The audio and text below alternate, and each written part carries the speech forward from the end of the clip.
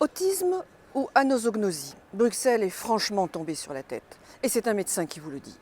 En faisant passer l'emploi des jeunes à la trappe, l'Europe de Bruxelles prouve décidément qu'elle a tous les culots ou qu'elle est vraiment malade. Autiste, elle n'entend rien, ne voit rien et se bétonne dans sa bulle de privilèges. Anosognosique, elle nie la réalité, la reconstruit avec l'euphorie que procurent les amphétamines. Elle est dopée à sa propre substance. Après un bilan inévaluable de la présidence luxembourgeoise, avec un programme sans âme ni stratégie autre que les déclarations semestrielles de bonnes intentions, droits de l'homiste de rigueur, la Hollande a clairement retiré l'emploi des jeunes de ses priorités. Alors même que le chômage des moins de 25 ans dépasse les 25% en Europe, certes plus faible dans les pays du Nord, mais de plus de 25% en France, jusqu'à 45% en Espagne et plus de 50% en Grèce. Et, il faut bien l'avouer, 2 points de plus dans la zone euro. Semestre après semestre, aucun bilan chiffré ne peut prouver une éventuelle amélioration structurelle des chiffres du chômage.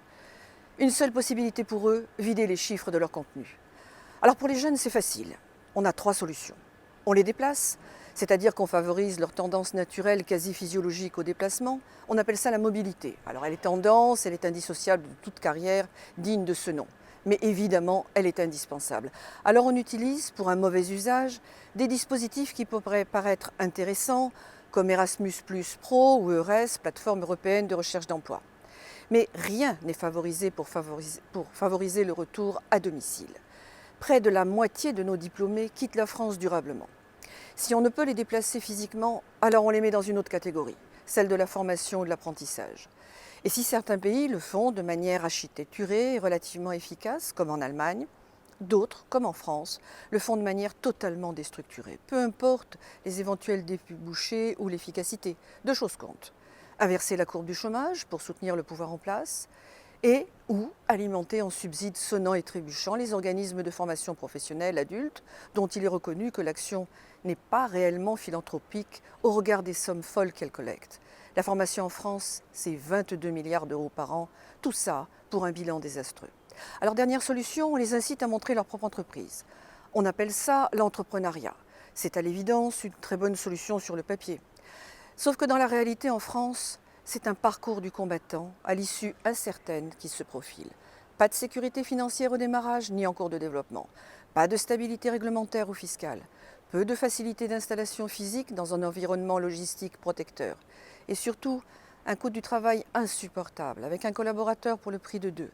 Faisant qu'une entreprise, en dessous d'une certaine taille, est toujours trop petite pour assumer des embauches et trop grosse en même temps pour être animée par trop peu de personnes.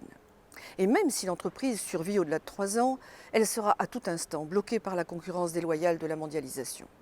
Sans compter que, si le nombre du salarié du régime général continue de stagner, comme c'est le cas depuis plus de 30 ans, avec un chômage au sommet, faute d'emplois proposés à un nombre de Français ou d'immigrés en constante augmentation, on peut déjà prédire la fin du système de protection sociale français.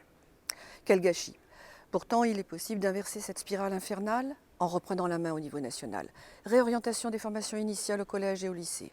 Apprentissage intelligent dès 14 ans avec stage en entreprise au plus tôt, où des seniors deviennent de facto des maîtres de stage avec une reconnaissance statutaire bien définie. Stage de formation continue tout au long d'une carrière. Partenariat avec les IUT et les universités constant. Financement de démarrage ou de développement facilité. Répartition claire du rôle stratégique de l'État et opérationnel des régions. Que de choses à faire.